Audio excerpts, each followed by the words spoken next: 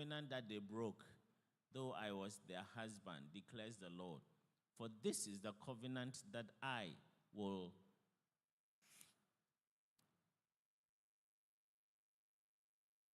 next.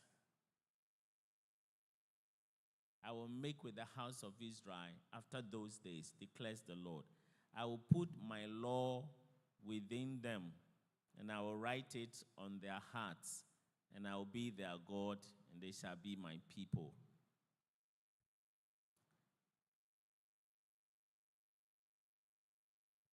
You are moving too fast. And no longer shall each one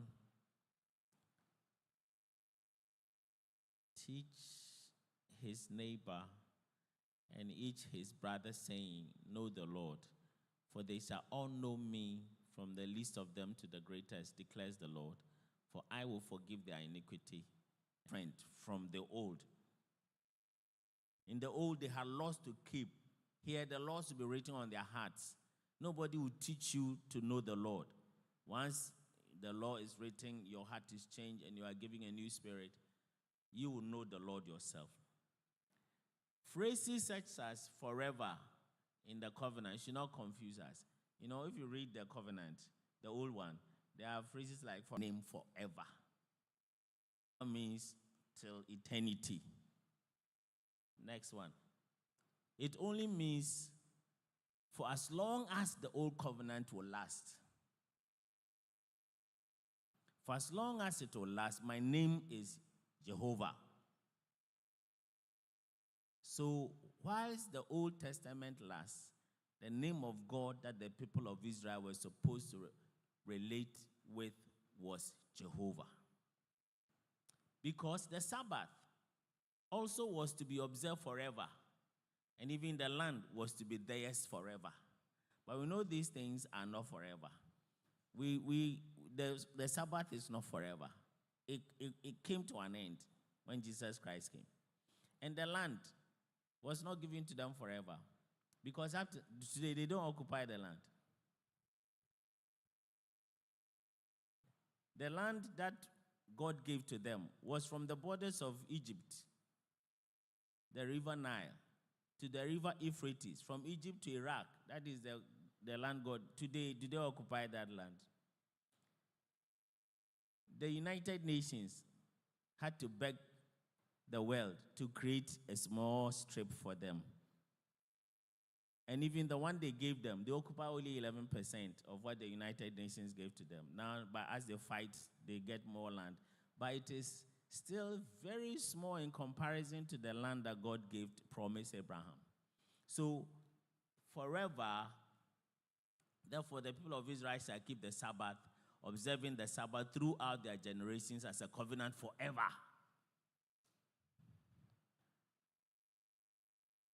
It is a sign forever between me and the people of Israel that in 6 days the Lord made heaven and earth, and on the seventh day he rested and was refreshed.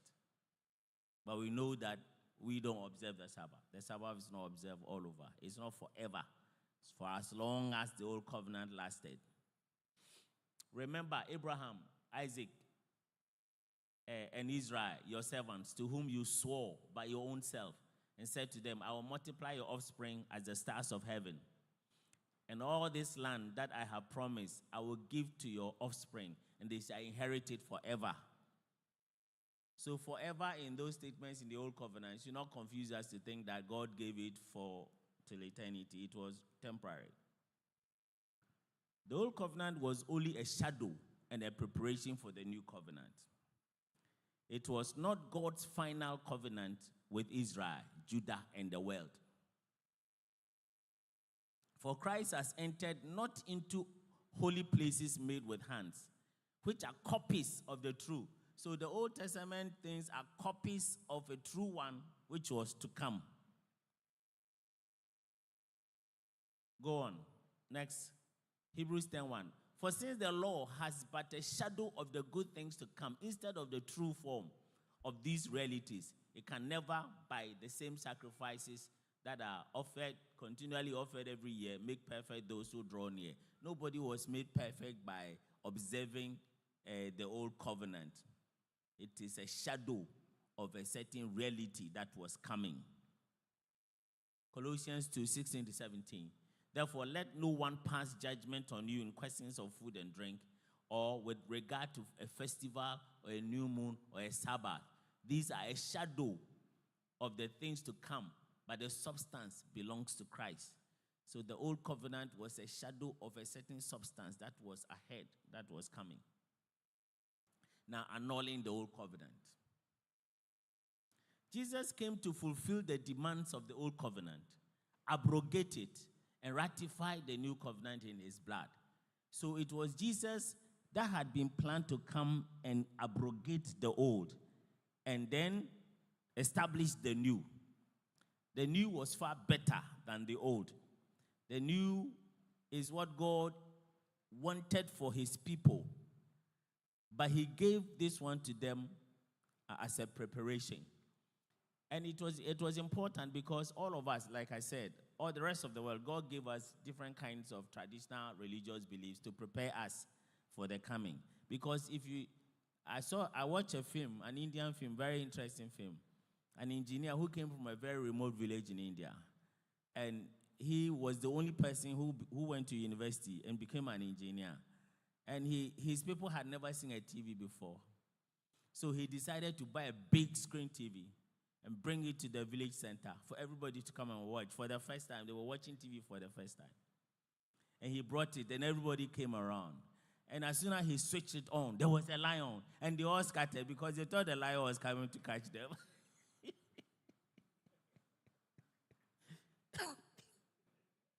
They were not used to. They had never seen TV before.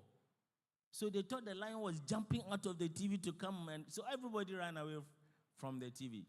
So God didn't want to surprise us. So before he brought the real one, he gave us something to prepare us for the real one. For the Jews, he gave them the old covenant. For us, he gave us religious beliefs. Like, a lot of our traditional beliefs are just shadows of what Jesus came to do. For example, when you offend your father, and your father says, even I have cast you out. When I die, you shouldn't come to my funeral. And then elders will come in and say it, and then they say, appease your father. You go and take some innocent animal somewhere, come and kill it, and then the blood is used to appease your father. Then you are asked to embrace your father. They cook the meal, you eat it, and that is all. These are all shadows in our traditional beliefs. So there is a school in Akropong. It's a theological institution. And the professor there has been championing the African Christianity. And he's saying that we Africans should not imitate the white Christianity. Theirs was given to them. So we shouldn't copy them. We should Africanize Christianity for ourselves. This is something that he championed before he passed away. So one day they had an Ojura festival. And after they have done all the abosomnioma, on Sunday they will go for service. And then they invited him to come and preach. So he picked his passage from Hebrews chapter 1. And if you read it in an Akuapem tree, it means, no one kasadi ni moja jura yeno. Ofro kosro kotra ejani sanifa. And then he showed them that Ojura is in the Bible. Then they will say, Ojura is in the Bible. Say, hey, that's it. On one kasadi ni moja jura yeno.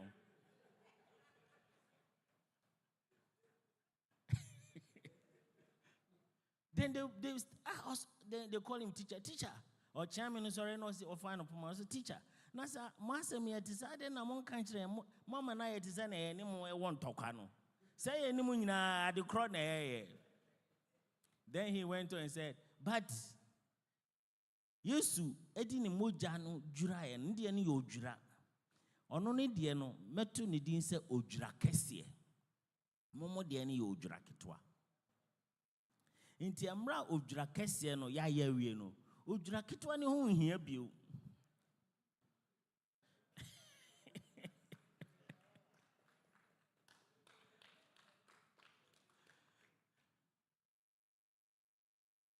Of course, they understood him. You see, the guns, it's as if they are fighting Pentecostal churches. But if you will sit down and listen to them, they are not saying anything different. So if we can find a way of making them appreciate that theirs is a preparation, ours is the ultimate. So we are not saying that theirs is so bad, but theirs was given to prepare them for what we have. We all were there, and we have found it. So they should also come along. We are not saying they should throw everything away.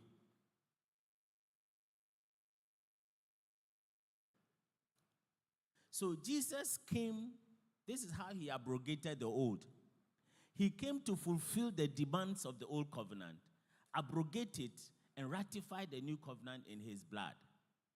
The old covenant was God's law, and it was demanding the death of every man who had broken the law. And we broke it in Adam.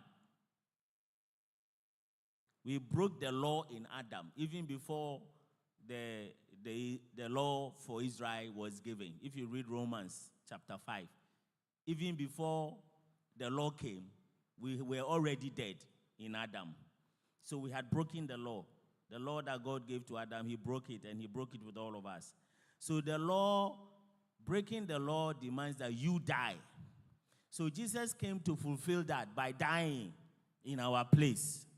And so he fulfilled the demands of the old covenant and then set it aside. And so that he can enter into the new with the people of Israel. So Colossians 2:13-14 says, and you who were dead in your trespasses and the uncircumcision of your flesh, God made alive together with him, having forgiven us all our trespasses by canceling the record of debt that stood against us with its legal demands. This is set aside, nailing it to the cross. That is how Jesus met what the old covenant was demanding. He died himself. You are asking for death. I have died. Now I have died on behalf of everybody now. So now you cannot demand it from them, those who have come to me. Luke 22:20. And likewise, the cup, after they had eaten, saying, this cup that is poured out for you is the new covenant in my blood.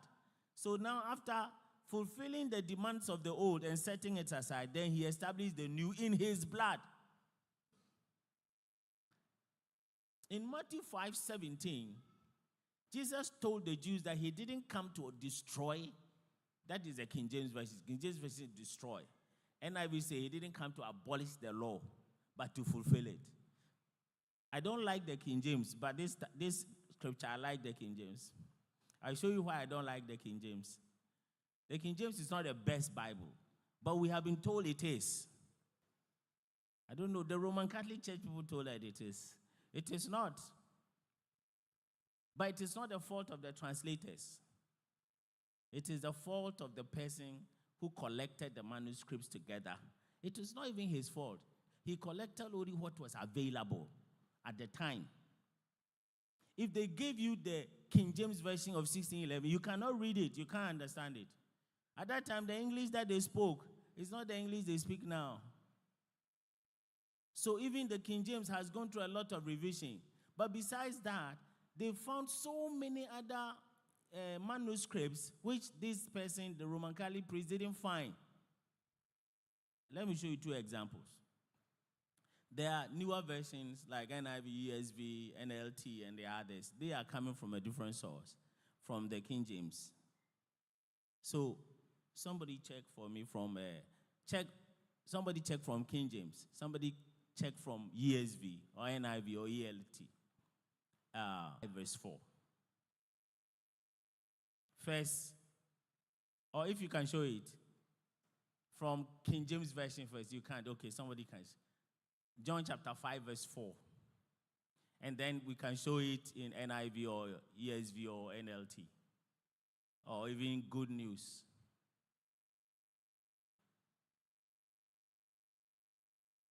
Or if you have the ESV, if you open, you can see chapter 5, all the verses.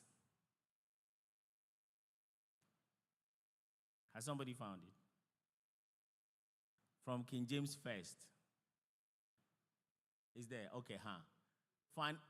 That is verse 4. For an angel came, went down at a certain season into the pool and troubled the water. Whosoever then first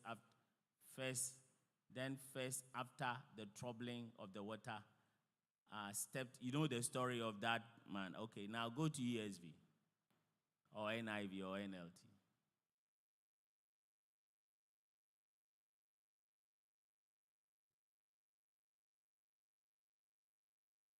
You won't find it because it's not there.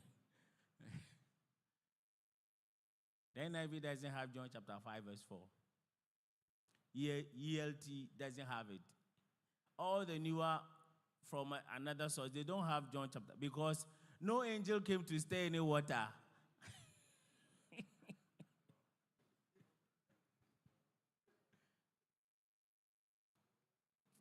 No angel came to stay in the water.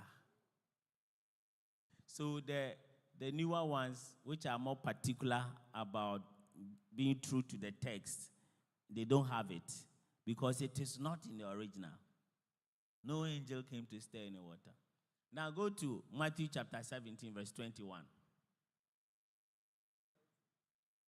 NLT has it. Is there asterisk somewhere? Okay.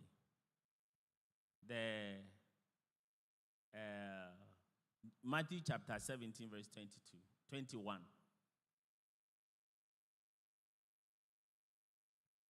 Okay, howbeit this kind goeth not, but by prayer and fasting. Now go to ESV or NIV, or check NLT and let me see. Matthew 17, 21.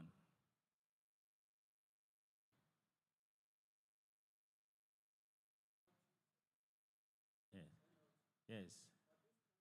Okay, the NLT goes with KJV. Okay, but NIV or ESV, it's not there because it is not in the original. And there's so many other things like that in the King James, which you don't find in the newer versions from a different source because they are not in the original scriptures. But this time, I like the King James. Even though I don't like King James, I like this one. Because King James saying, I didn't come to destroy. NIV says, I didn't come to abolish. Actually, destroy is better. Jesus said, I didn't come to destroy your law. I didn't come to say that God didn't give it to you. But I came to abolish it. I came to end its reign. I came to fulfill it. Jesus did not come to destroy the law and the prophets. That is the Old Testament. To rid them of their divine authority. But to abolish or annul them. That is, end their reign. It means after he has died, the old covenant is no longer in force. It's the new covenant that is now in force. Only two things are able to end the reign of the law and the prophets. According to Matthew chapter, if you read verse 18, it says, unless heaven and earth pass away, or unless they are fulfilled. So two things. Next. I tell you the truth, until heaven and earth disappear, not the smallest letter, not the least stroke of a pen, will by any means disappear from the law. Until, you see, there are two untils in this. It means two things can happen before the old covenant can be abrogated. The first one is if heaven and earth pass away, then the old covenant doesn't exist. Or if they are fulfilled, then they also are no longer in force. The heaven and the earth have not passed away, but the law and the prophets have been fulfilled by Jesus. Examples of what it means to fulfill something in the Bible. When we say something is fulfilled, these are examples of what it means. So Matthew 2 says, so he got up, took the child and his mother during the night and left for Egypt, where he stayed until the death of Herod. And so was fulfilled what the Lord had said through the prophet, out of Egypt I called my son. This was a prophecy. And when Jesus went to Egypt and came back, it was fulfilled. You cannot read it as if it is now going to happen. It has happened already. It has been fulfilled.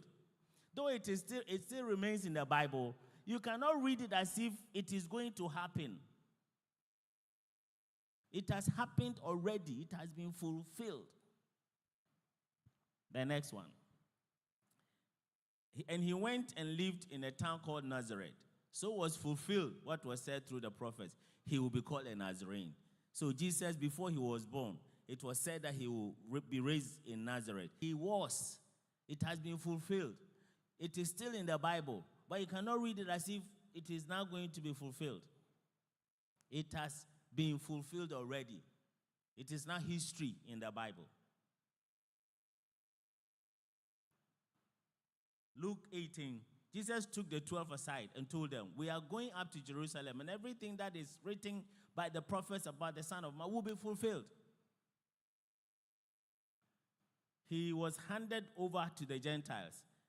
They will mock him, insult him, spit on him, flog him, and kill him. And the third day he will rise again. This has been fulfilled. You cannot read it to somebody and tell him he should expect them to happen. They have happened already. So when Jesus said he came to fulfill the law, it means he came to set it aside. He came to fulfill all that the law was demanding, and then set it aside, and then establish the new one. The transition from the old covenant to the new, through the actions of the Messiah, was to be smooth, but for the recalcitrance of the Jews. It should have been smooth because it's the same people. God entered into an old covenant with you, and you also realized that it was too difficult. And then he said, I am going to bring you a better one. This should have been a smooth transition. We just change from the old, and then we go to the new. But it wasn't.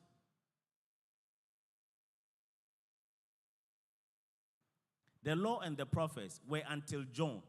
Since then, the good news of the kingdom of God is preached, and everyone forces his way into it. This is how it should have been. Once they preached the kingdom, the new covenant, every Jew should have left the old and then move into the new, so that it becomes a smooth transition from the old to the new. But it is easier for heaven and earth to pass away than for one jot of the